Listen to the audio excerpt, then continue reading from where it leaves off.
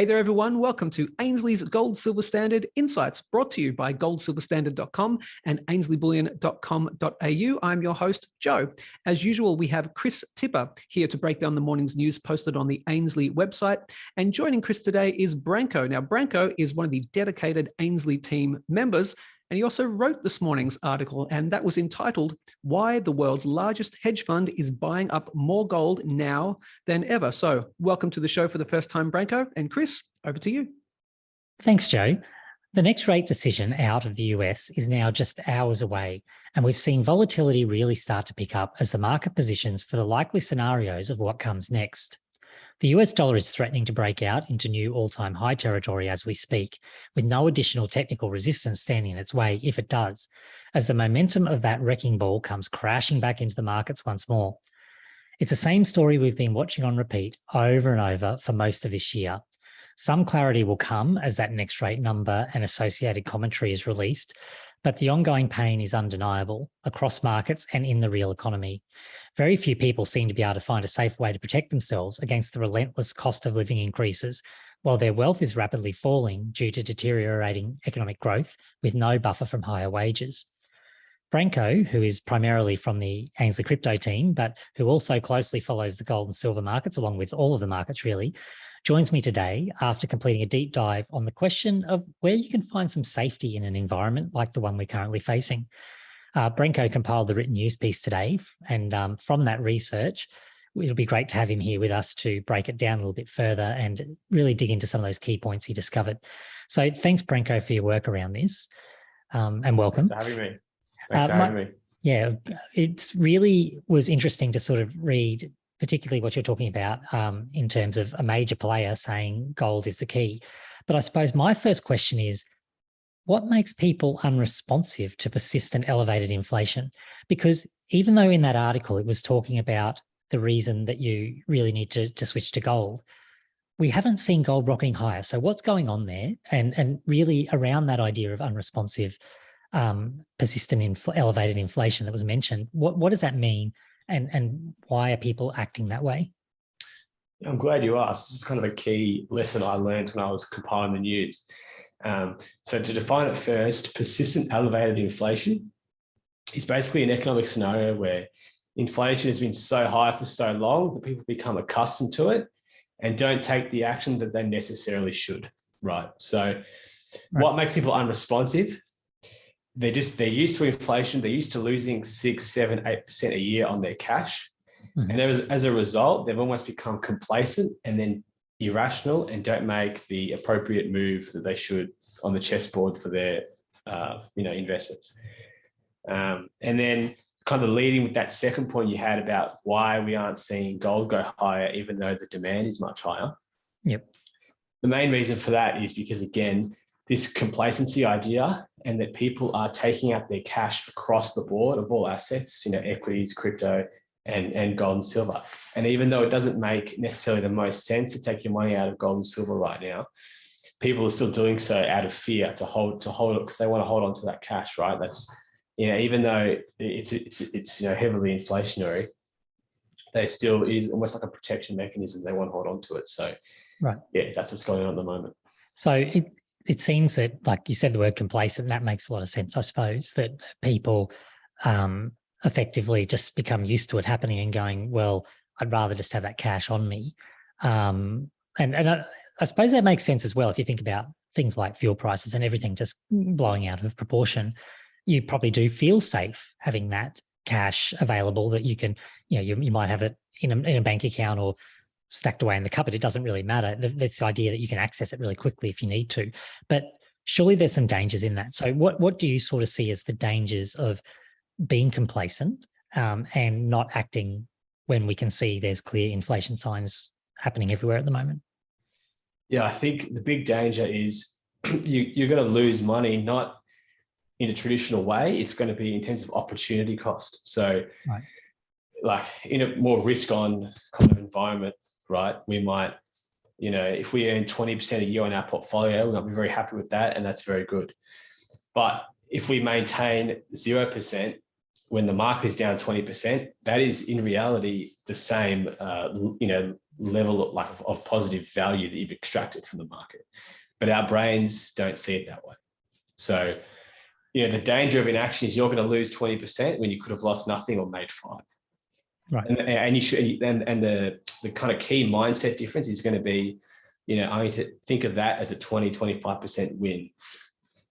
So, and that is a tricky one to do, isn't it? Because you really do have to change your mindset, like you said, to realize that not doing anything is actually making a trade, because not doing something is actually choosing to lose from inflation. And they refer to it as a hidden tax.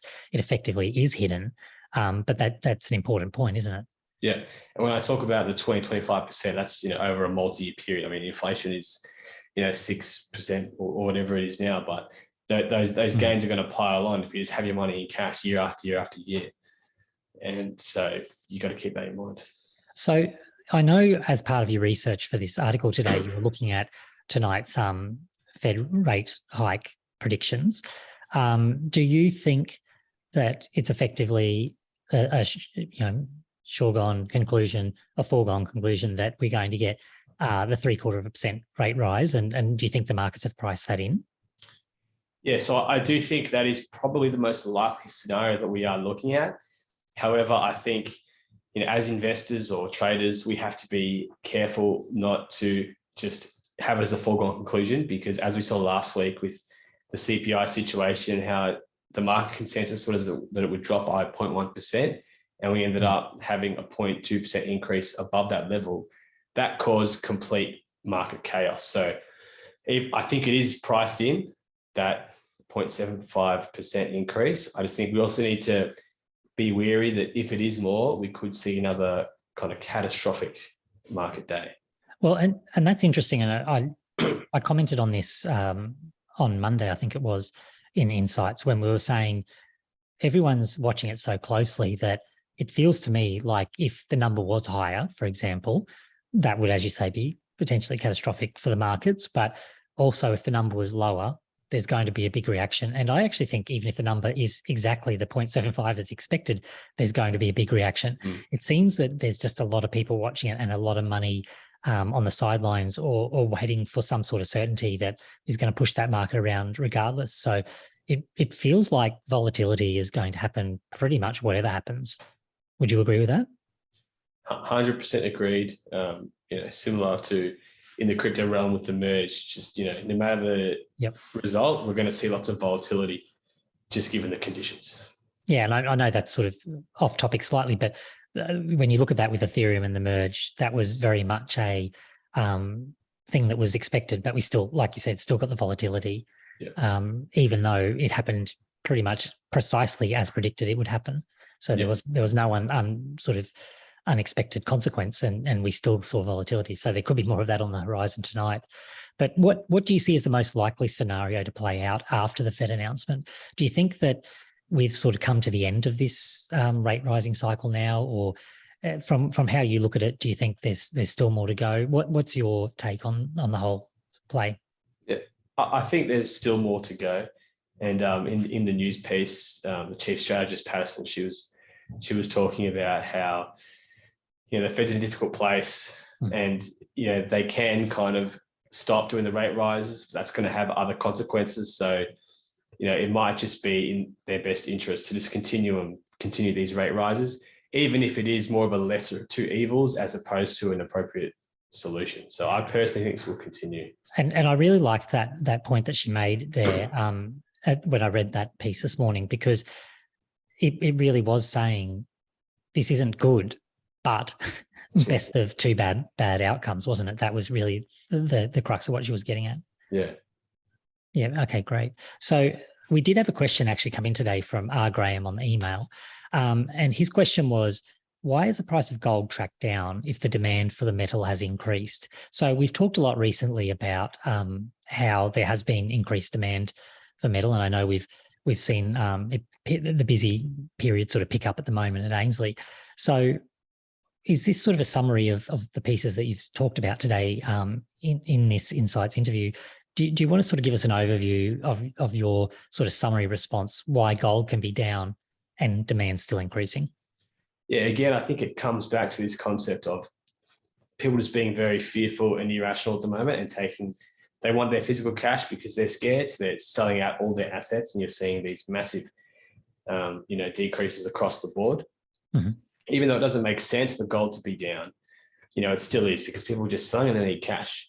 However, I will say, I think the tide is starting to turn, particularly at Ainslie this past week. It's been, probably one of our biggest weeks in recent memory. And I think people are starting to get what's going on.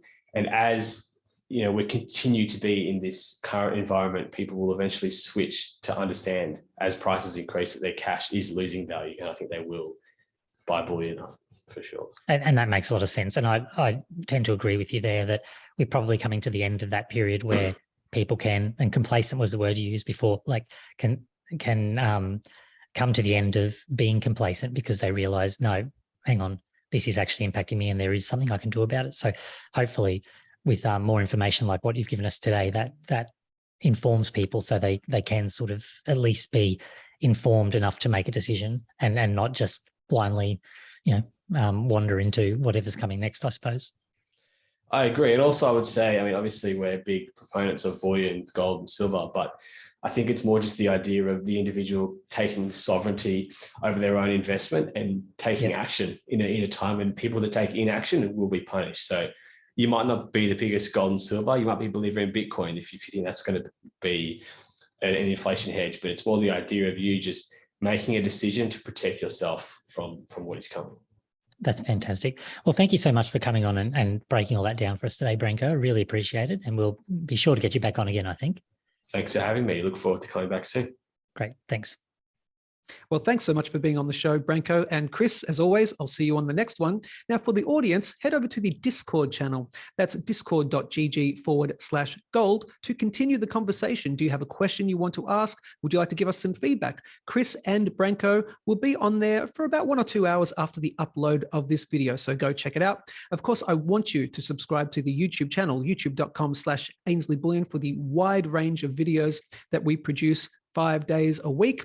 And of course, check out goldsilverstandard.com as well. As we say at the end here, balance your wealth in an unbalanced world. Take care. We'll see you next time.